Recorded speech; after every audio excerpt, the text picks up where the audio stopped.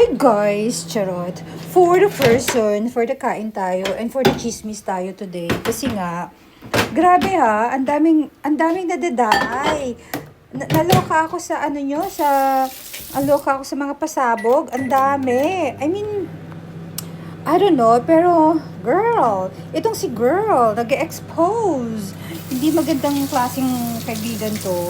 Hindi ako, I mean, maganda ka naman dahil sa mga procedure na napagdaanan mo. Alam mo, walang problema doon. It's okay, it's fine.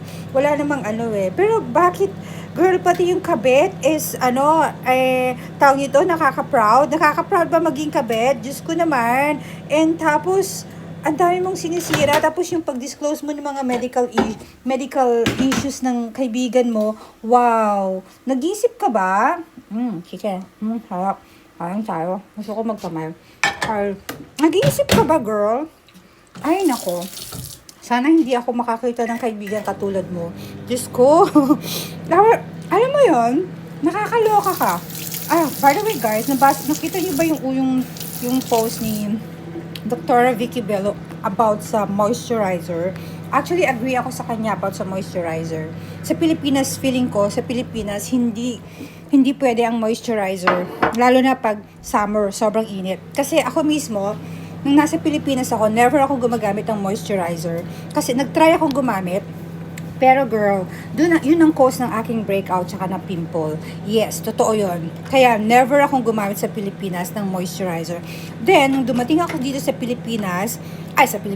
dito sa Australia, kasi nga, nung dumating kami dito is winter season. Sabi ko, shit, parang ang dry ng face ko.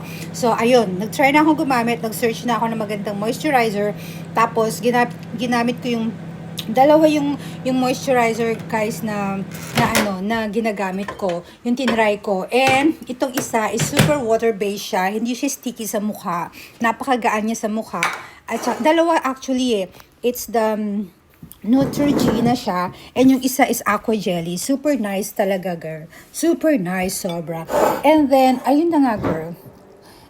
Totoo siya. Agree ako kay Dr. Bello about that sa moisturizer. And yeah, so nakakalungkot lang. By the way, Notopaxilica tayo ha. Notopaxilica. Grabe ang pinap. Yun lang. Tapos, itong si Jay. Napadami tuloy ang kanyang